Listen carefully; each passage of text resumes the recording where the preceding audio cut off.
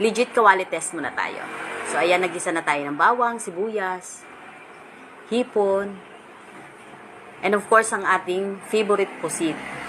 Konting paminta, konting toyo, simmer for 3 minutes, add the blanched tahong, and carrots, chicharo, and of course, ang ating cabbage.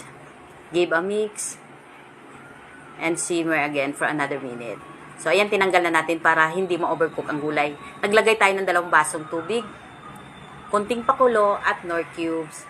Naglagay din tayo ng ating secret ingredients para kasing itim ng budhi niya ang kulay. Charot. Ayan, nilagay na natin yung pansit.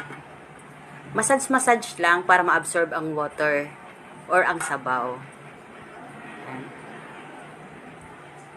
Nag-add tayo ng oyster, dagdag pampalasa. And of course, in-add natin ang mga gulay.